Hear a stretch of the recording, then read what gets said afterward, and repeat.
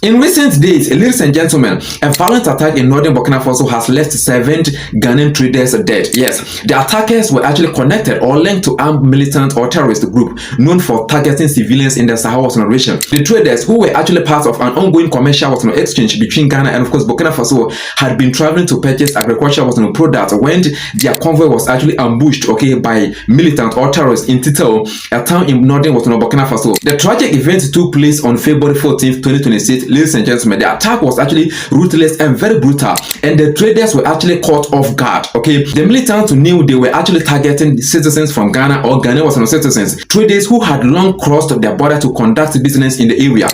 The attack not only killed 7 people, but also deeply affected the relationship between Ghana and of course Burkina Faso. Now guess what? As the news of this attack spread, reactions were very swift and very severe.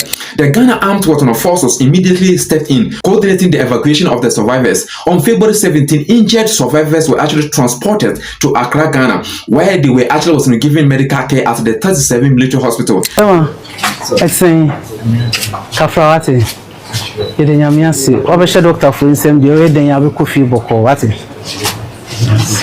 So we received him about a week ago, and we did our initial resuscitation. Currently, we are trying to get him to a fit state for possible surgery on Wednesday.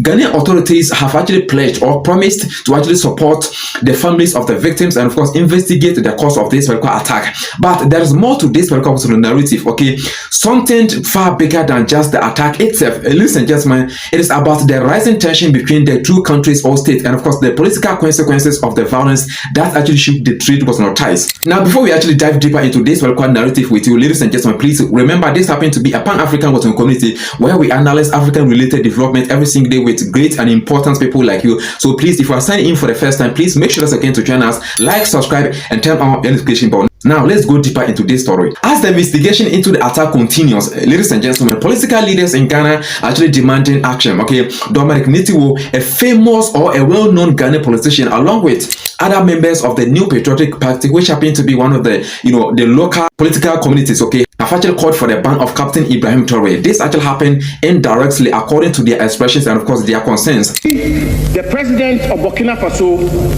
General Ibrahim Traoré, became a special guest at the inauguration of President Mahama. And I'm not saying it. Security experts indicated, Mr. Speaker, that Ghanaians were going to become targets. And indeed, these traders, Mr. Speaker, let's ask ourselves the fundamental question. These traders are not combatants. These traders do not play any role in the conflict in Burkina Faso. The attackers knew that these were Ghanaians. So why did they go ahead to attack them? They knew this was a Ghanaian registered car. They knew that they were speaking English. And they knew they were Ghanaian. So why is that for a very long time, even at the heart of the Burkina Faso incidents, 2018, 2019, 2020, 2021, these 4 years, 18, 19, 20, 22, they were the heart. This was a time that the terrorism was very high in Burkina. Ghanaians were going there. They never attacked them. Never. Right? They never attacked them. In fact, they saw you were Ghanaian, they let you pass. Why is it that suddenly they are attacking them? That's what you should be finding out. Why are they attacking Ghanaians now? Why did they knew they were Ghanaians, so why did they attack them? Maybe you have served as a former defense. I think that what we did during our time was to ensure that we're fair to everybody. We will not allow terrorism into our country, but we didn't create enemies for ourselves. Have we created one for ourselves? I think we are beginning to create enemies for ourselves. Why did we invite Captain Traoré for the swearing in when he was a coup maker? Why did we do that? That cost it? I'm just asking you a simple question. Why did we do that? The man is fighting terrorism on our border, fighting people who could target us. Why do we invite people like that onto our borders? Why did we do it? What was the use? Why were we cheering him? What was the use? What was it for? At that time he was under sanctions. So what was it for? Why were we cheering him? Why did we invite him? What did we gain from it? I think it's targeted, and I also think government should begin to assess its actions. If government had asked me whether it was a good decision to invite Captain Traoré to the inauguration, I would have said no. because of the fact that he's not democratically elected. He was under sanctions, and also that some people, some of his enemies will read it as if you are a friend to their enemy. And I think that we should be looking at these things from a wider perspective. And if we are seen to be too close to people who others hate, they may extend their hatred to us.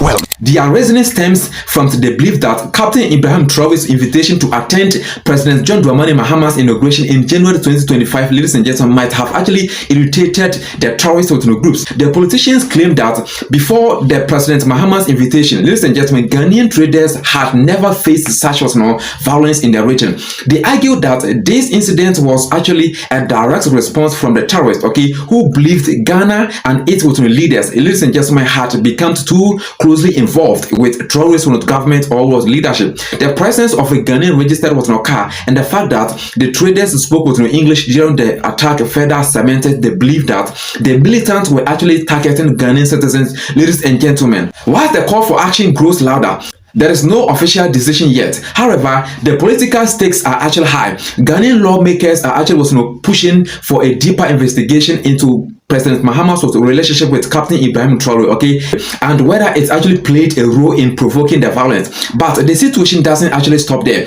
The wider public has actually started the question, whether Burkina Faso's leadership, or government under Captain Ibrahim Traoré is actually fostering a political environment that leads to such dangerous or risky repercussions for its neighboring countries. Now, just as the political tension builds, a new layer has actually been added to the story, ladies and gentlemen. Guess what? On the opposite side of the political spectrum, Dr. Thomas Anaba, a senior Ghanaian member of parliament from Garu, has publicly praised Captain Ibrahim Traoré's leadership. Ladies and gentlemen, guess what? He stated that Burkina Faso is indeed, or in fact, better managed than many other African democracies or other democratic leaders here in Africa, which raised eyebrows across the nation. Mr. Anaba believes that Traoré has actually proven to be a more capable leader than some of the democratically elected leaders or presidents of the continent. This statement, ladies and gentlemen, is actually controversial in the midst of the ongoing crisis, and of course after the death of Ghanaian traders. This praise seems to fly in the face of the anger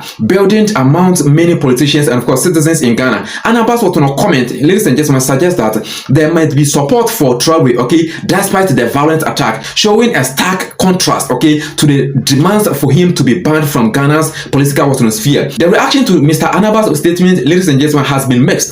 Some agree with his view of Burkina Faso's leadership, whilst others, publicly those closely tied to the government, have actually criticized him for overlooking the realities of the violence attack that killed innocent Ghanaians. Despite the divided views, it is clear that Captain Ibrahim Traoré's role in the attack and of course his leadership with Ghana's leadership will actually continue to be a subject of intense debate. The situation continues to unfold, ladies and gentlemen, and its impact on both Ghana and of course Burkina Faso is actually far from over. With indirect cause, for Captain Ibrahim Traoré's band growing stronger and others praising his leadership, it is clear that the future of political relations between these two states or countries is actually uncertain. Ladies and gentlemen, don't forget to actually like, subscribe, and turn on the notification bell, because we are here to give you more available, critical, and verified news from Africa and beyond the borders of Africa. So just do this to become part of us. Thank you so much for watching this video. Don't forget to actually share this video with someone.